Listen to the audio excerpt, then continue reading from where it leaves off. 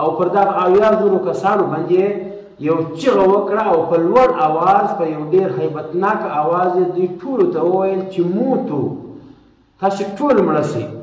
د الله سبحانه وتعالی په قدرت دغه 80,000 کسان بې له ناجوړۍ، بې له درده، بې له زخمه مړه سوه او په دا ځنګله کې مړه پراته وه. د دوی بدن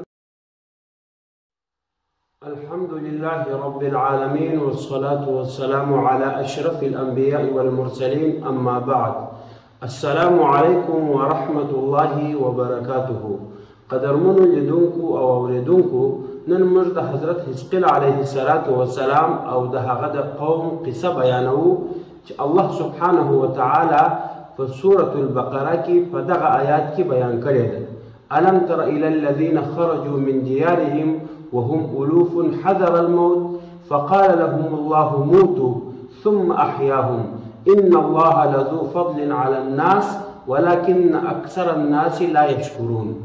الله سبحانه وتعالى په دغه آیات کې د حضرت حزقیل علیه السلام او د هغه د قوم یو ډېر عبرتناکه او یو ډېر درس آموزه قصه بیان کړې ده.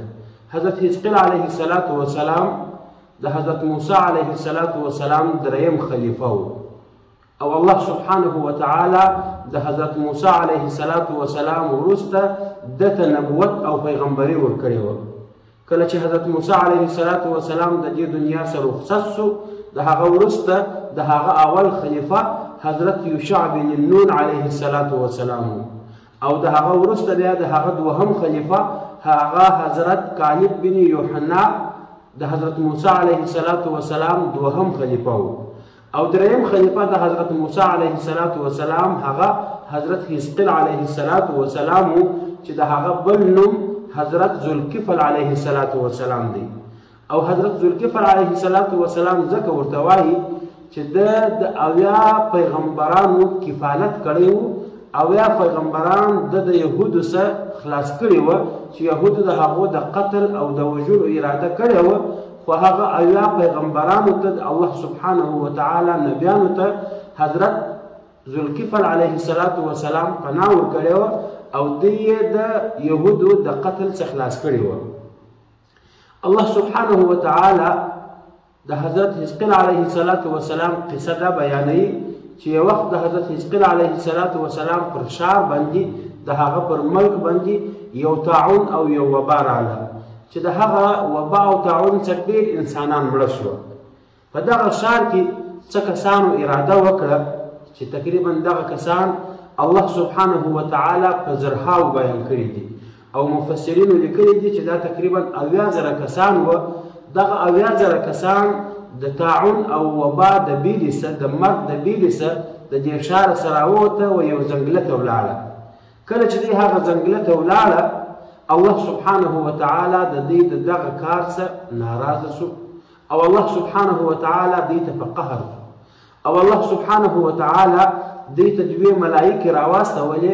هغه ملایکې پر دوی باندې شاوخوا راوګرځېدلې، یوه ملایکه په یوه سر کې ودرېدل، بله ملایکه په بل سر کې ودرېدل او پر دغه 80,000 کسانو باندې یو چیغه وکړه او په لوړ اواز په یو ډېر هیبتناک اواز یې دوی ټولو ته وویل چې موتو، تاسې ټول مړه سئ. د الله سبحانه وتعالی په قدرت دغه 80,000 کسان بې له ناجوړۍ، بې له درده، بې له زخمه مړه سوه او په دا ځنګله کې مړه پراته وه. د دوی بدنونه خراب سوه، د دوی بدنونه وراسته سوه، غوښې یې ورستې شوې، اډونه یې پاتې شول. بیا د الله سبحانه وتعالی په بندګانو کې یو نیک بنده رالی، پر دغه 80,000 کسانو باندې یو دیوال راوګرځاوه چې دوی ته وحشي حیوانان رانسي. کله چې حضرت حزقیل علیه السلام ځنګله ته رالی او خپل قوم 80,000 کسان یې په داسې حال کې ولیدل چې دوی ټول مړه سوي دي او دوی ټول بدنونه وراسته سوي دي، نو ډېر پریشانه سو. بیا الله سبحانه وتعالی ته ډېر په عاجزۍ باندې دعا وکړه چې ای پروردګاره دا زما قوم و، زما د قوم زما سره محبت او زما د دوی سره محبت و، د دوی زما سره مینه لوېدلې وه، زما د دوی سره مینه لوېدلې وه او ای پروردګاره دا هغه کسان وه چې ستا نوم یې اخیستی او ستا توحید یې بیاناوه. پروردګاره د دوی سره یوه غلطي وسوه، دوی د مرګ د بیرې څخه دلته راوتښتېدل. پروردگار ته دوی ته عفو وکړه او دوی ته معافي وکړه. الله سبحانه وتعالی وحی ورته راواستولې چې ای حزقیله ته پر دغه مړو انسانانو باندې غږ وکړه او داسې ورته ووایه چې ایتها العظام البالیه ان الله یأمرک ان تجتمعي. ای ورستو اډوکو الله سبحانه وتعالی تاسو ته امر کوي چې تاسو سره جمع شئ.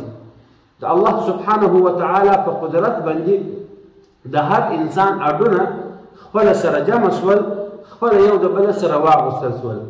بیا الله سبحانه وتعالی په حضرت حزقیل علیه السلام ته دوهم وار امر وکړي چې اوس دوی ته ووایه چې ایتها العظام البالیه ان الله یأمرک ان تکتسی لحما وجلدا.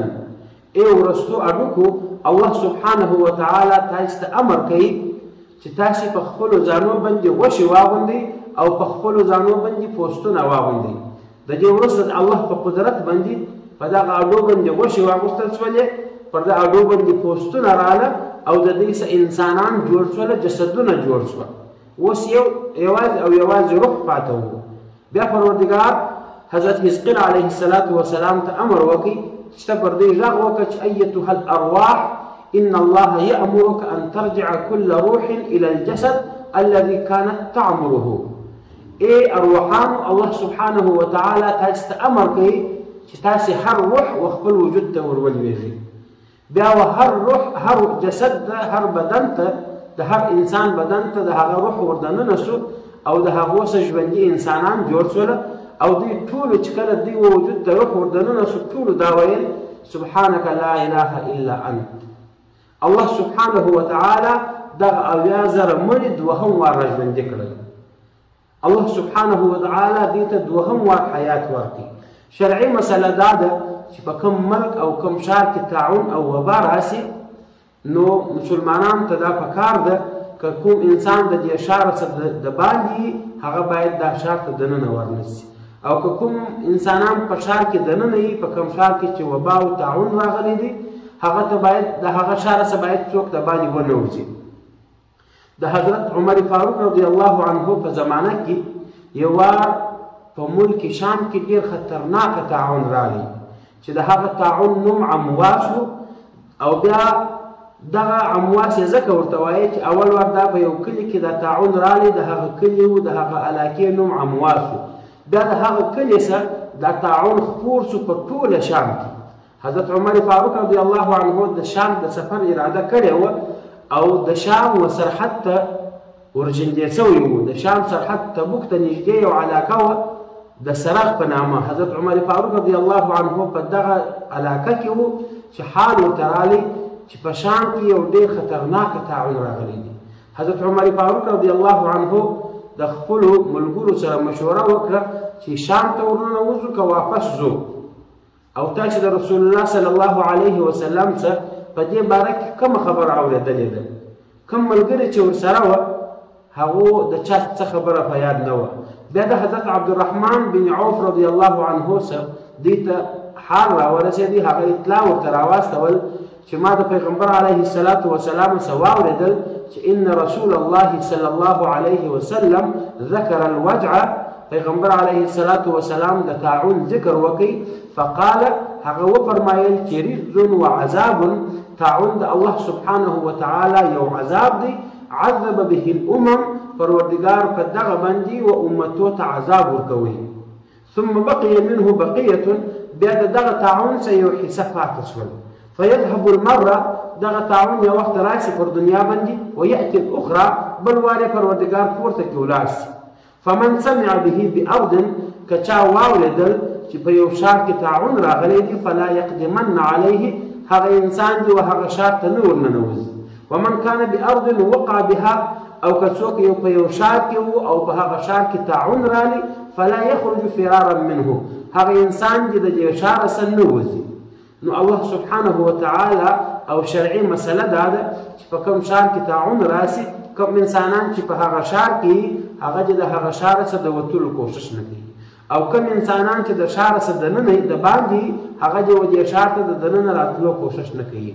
دغه د حضرت حزقیل علیه السلام او د هغه د قوم قصه چې اویا زره کسان و الله سبحانه وتعالی مړه کړه او بیا دوهم وار راپورته کړه. او الله سبحانه وتعالى فرمایي الم تر الى الذين خرجوا من ديارهم، ای پیغمبره ته هغه کسان ولیدل چې دوی د خپلو کورو څخه ووتل د مرګ د بیرې څخه، وهم الوف، او دوی په زرهاو کسان وو چې مفسرینو لیکلي دي 80,000 کسان وو، حذر الموت د مرګ د بیرې څخه. فقال لهم الله سبحانه وتعالى پر دوی باندې امر وکړي، ملایکې ته یې وویل چې دوی ته ووایاست چې موتو، تاسو ټوله مړه سئ. کله چې دوی ټوله مړه سوله، بیا د حضرت حزقیل علیه السلام د دعا په برکت باندې ثم احیاهم، الله سبحانه وتعالى دوی دوهم وار راپورته کړل.